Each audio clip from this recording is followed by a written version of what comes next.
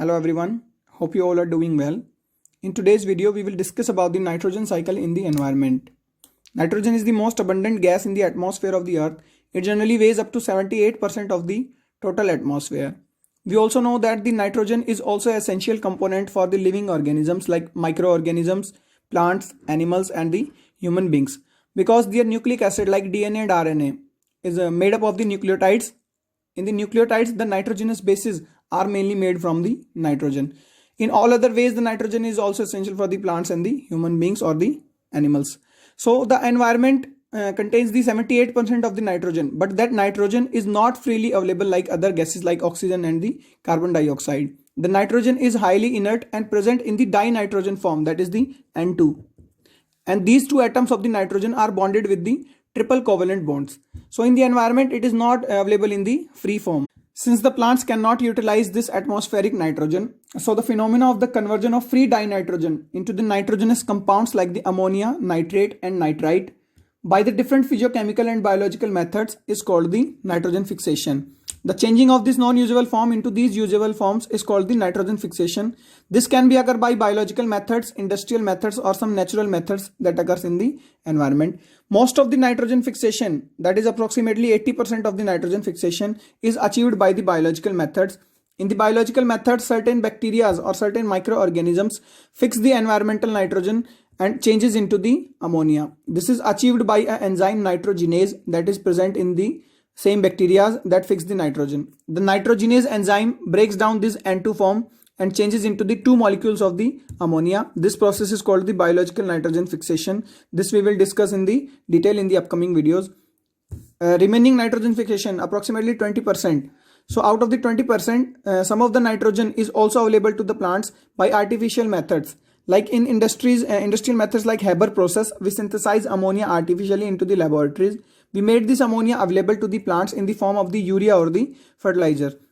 Some of the nitrogen fixation is also occurred naturally in during the time of the thunder or the rain.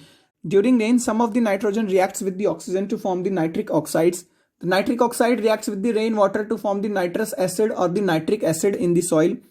In the soil, the nitric acid or the nitrous acid reacts with some salts to release the nitrite form or the nitrate form directly into the soil. So whenever there will be the natural nitrogen fixation, the nitrogenous compound form nitrite and the nitrate will be available in the soil. Whenever there will be the industrial nitrogen fixation or the most occurrence, that is the biological nitrogen fixation, the nitrogenous compound that is being produced in the soil will be the ammonia. So among these all three forms, the ammonia will be the most abundant nitrogenous compound form in the soil.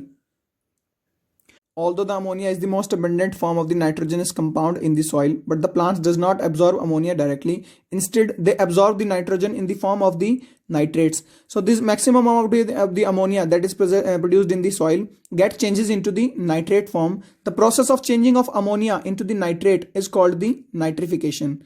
The nitrification process is also carried out by the microorganisms that are live in the soil. So the process of changing of ammonia into nitrite is carried out by some bacteria like Nitrosomonas, Nitrosococcus, which we will discuss in detail. The process of conversion of nitrite into the nitrate is also carried out by the bacteria like Nitromonas or the Nitrococcus. The whole complete process is called the nitrification.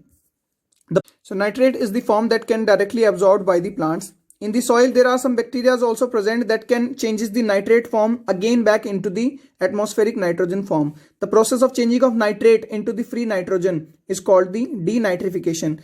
This is also microorganisms process. Certain microorganisms like Pseudomonas denitrificans directly convert nitrate into the atmospheric nitrogen by the process of denitrification.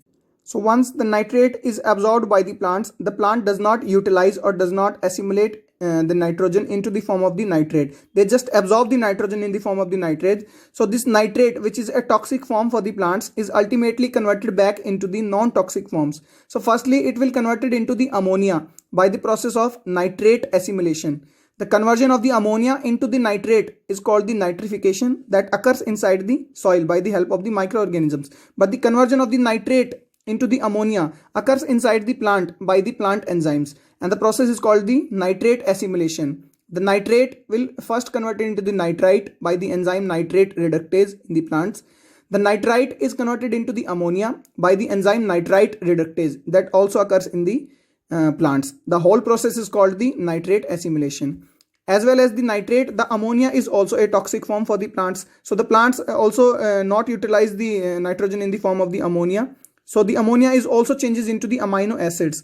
The process of changing of ammonia into the amino acid is called the ammonia assimilation.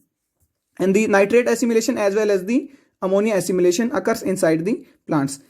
After the utilizing the nitrogen, the plants pass on the nitrogen to the next trophic levels via food chain. For example, the herbivores that feed on the plants get directly nitrogen from the plants.